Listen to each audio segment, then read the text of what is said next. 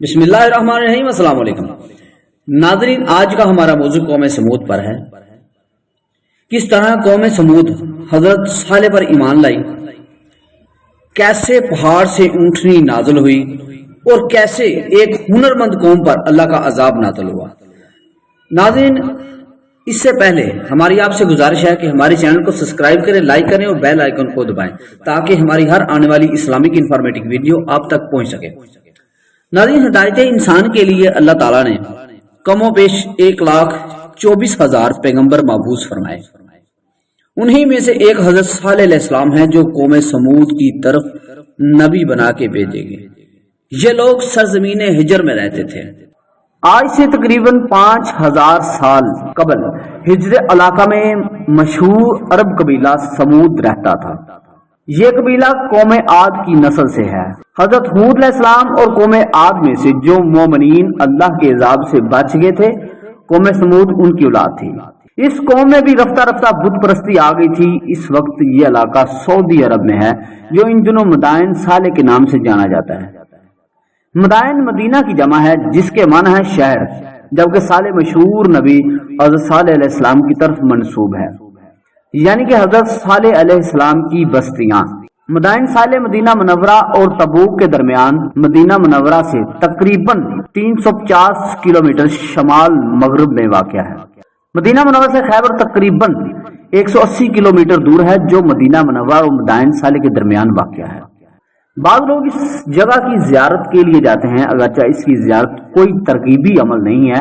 آج بھی صبح سے شام تک ہجر یعنی کہ مدائن صالح کی زیارت کی جاتی ہے، لیکن رات میں اس مقام میں جانے کی اجازت نہیں۔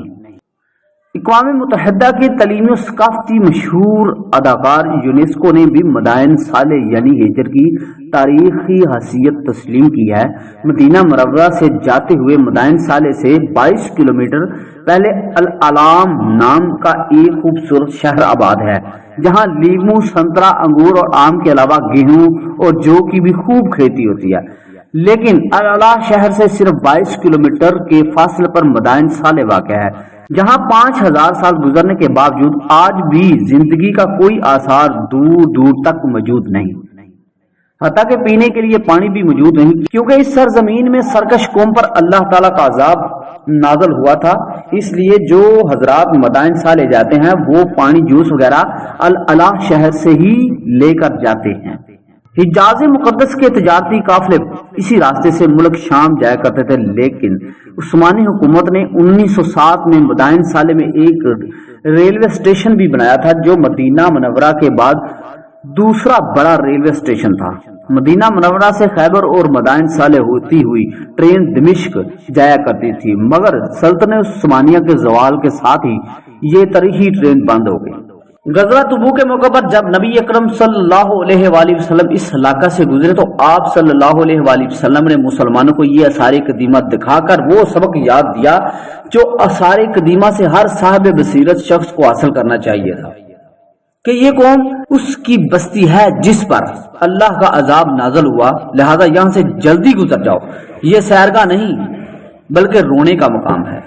حضرت صالح علیہ السلام حضرت ابراہیم علیہ السلام سے پہلے حضرت نوح علیہ السلام کے بیٹے سام کی نسل سے ہیں۔ انہیں قوم سمود کے لیے نبی بنا کر بھیجا گیا۔ یہ قوم بہت طاقتور تھی اور پہاڑوں کو تراش کر گھر بنایا کرتی تھی۔ یہ لوگ بتوں کی عبادت کیا کرتے تھے۔ حضرت صالح علیہ السلام نے اپنی قوم کو بہت سمجھایا مگر یہ نہ سمجھے۔ حضرت صالح علیہ السلام نے فرمایا اللہ ایک ہے، اسی کی عبادت کرو، بس وہی عبادت کے لائق ہے، اس نے ہی پوری کائنات کو پیدا کیا ہے۔ لیکن قوم سمود نے اللہ کے نبی حضرت صالح علیہ السلام کی بات نہیں مانی۔ ایک مرتبہ انہوں نے حضرت صالح علیہ السلام سے مطالبہ کیا کہ اگر آپ ہمارے سامنے اونچے پہاڑ سے کوئی اونٹنی نکال کر دکھا دیں تو ہم ایمان لے آئیں گے۔ حضرت صالح علیہ السلام نے دعا فرمائی اور اللہ تعالیٰ نے دعا قبول فرمائی اور پہاڑ سے اونٹنی بھی نکال کر دکھا دی۔ جس پہاڑی سے اونٹنی نکلی اسے فجل نافع کہا جاتا ہے۔ اس معجزہ کے باوجود چند لوگوں کے علاوہ قوم سمود کی بڑی تعداد ایمان نہیں لائی، لیکن کیونکہ انہوں نے اس معجزہ کو اپنی آنکھوں سے دیکھا تھا اس لیے وہ کسی قدر اس اونٹنی کا احترام کرتے تھے۔ حضرت صالح علیہ السلام کے فیصلے کے بعد کنویں سے پانی پینے کی باری مقرر کر دی گئی۔ एक दिन ऊँटनी कुएं का पानी पीती और दूसरे दिन कौम समूद के लोग, मगर आहिस्ता आहिस्ता लोगों ने ऊँटनी को सताना शुरू कर दिया। हजरत सालेह अलैहिस्सलाम ने ऐसा करने से मना किया, लेकिन एक दिन कौम समूद के कुछ शरीरों ने ऊँटनी को मार डाला। हजरत सालेह अलैहिस्सलाम समझ गए अब अल्लाह का अजाब नाज़िल होगा। चनाचा उन्होंने बता दिया कि 3 दिन में अल्लाह का अजाब नाज़िल हो जाएगा। इसके बावजूद जिद्दी कौम ने तौबा करने के बजाय हजरत सालेह अलैहिस्सलाम को कत्ल करने का मंसूबा बनाया, जैसा कि कुरान करीम में अल्लाह ताला ने फरमाया, अल्लाह ताला ने उन्हें रास्ते में ही हलाक कर दिया, उनका मंसूबा धरा रह गया। आखिरकार 3 दिन गुजरने के बाद शदीद जल्जला आया और आसमान से एक हैबतनाक चीख की आवाज लाई और उन सब को हलाक कर डाला। इस तरह कौम समूद अपनी पूरी ताकत और कुव्वत के बावजूद हमेशा के लिए खत्म हो गई और उनकी बस्ती क़यामत तक के लिए लोगों के लिए इबरत बन गई। हज़रत सालेह अलैहिस्सलाम ने कहा, ऐ मेरी कौम, अल्लाह की इबादत करो, उसके सिवा कोई मबूद नहीं। तुम्हारे पास तुम्हारे रब की तरफ से एक रोशन दलील आ चुकी है, ये अल्लाह की ऊँटनी है जो तुम्हारे लिए निशानी बनकर आई है, इसलिए इसको आजाद छोड़ दो और वो अल्लाह की जमीन में चलती फिरे, उसे किसी किस्म की बुराई के इरादे से छूना भी नहीं, कहीं ऐसा ना हो तुम्हें एक दुख देने वाला अजाब आ पकड़े।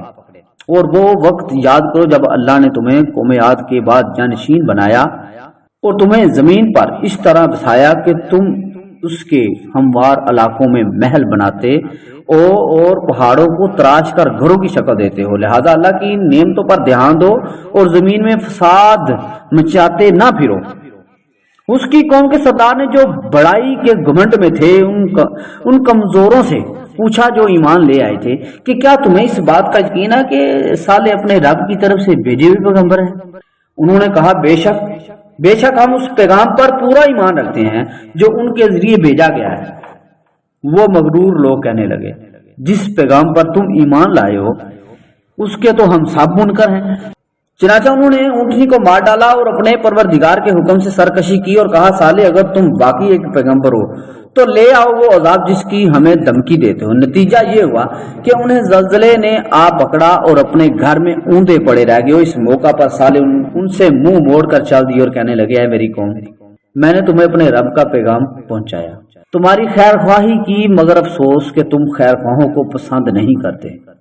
अल्लाह ताला ने कुरान मजीद में फरमाया, और कौम समूद के पास हमने उनके भाई साले को पैगंबर बनाकर भेजा। उन्होंने कहा, ऐ मेरी कौम, अल्लाह की बात करो, उसके सिवा तुम्हारा कोई माबूद नहीं। उसी ने तुमको जमीन से पैदा किया और इसमें तुम्हें आबाद किया, लिहाजा उससे अपने गुनाहों की माफी मांगो, फिर उसकी तरफ रुजू करो। यकीन रखो कि मेरा रब तुमसे करीब भी है, दुआएं कबूल करने वाला भी है।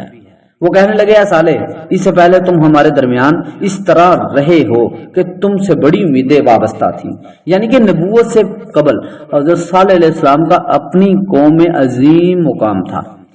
जिन बुतों की इबादत हमारे बाप दादा करते आए हैं, क्या तुम हमें उनकी इबादत करने से मना करते हो? जिस बात की तुम दावत दे रहे हो उसके बारे में तो हमें ऐसा शक है जिसने हमें इस्तराब में डाल दिया है। साले ने कहा, ऐ मेरी कौम, जरा मुझे ये बताओ कि अगर मैं अपने परवरदिगार की तरफ से आई हुई एक रोशन हदायत पर कायम हूँ और उसने मुझे खास अपने पास एक रहमत यानी कि नबूवत अता फरमाई, फिर भी अगर मैं उसकी नाफरमानी करूं तो कौन है जो मुझे अल्लाह की पकड़ से बचा ले? लिहाजा तुम मेरे फराइज से रोककर बर्बादी में मुब्तला करने के सिवा मुझे और क्या दे रहे हो? और आए मेरी कौम, ये अल्लाह की ऊँटनी तुम्हारे लिए एक निशानी बनकर आई है, लिहाजा इसको आजाद छोड़ दो। अल्लाह की जमीन में खाती फिरे हो, इसको बुरे इरादे से छूना भी नहीं, कहीं ऐसा ना हो तुम्हें अनकरीब आने वाला अजाब आ पकड़े। फिर हुआ ये कि उन्होंने उसको मार डाला। चनाचा सालेह अलैहिस्सलाम ने कहा कि तुम अपने घरों में 3 दिन और मजे कर लो, उसके बाद अजाब आएगा। ये ऐसा वादा है जिसे कोई झूठा नहीं कर सकता।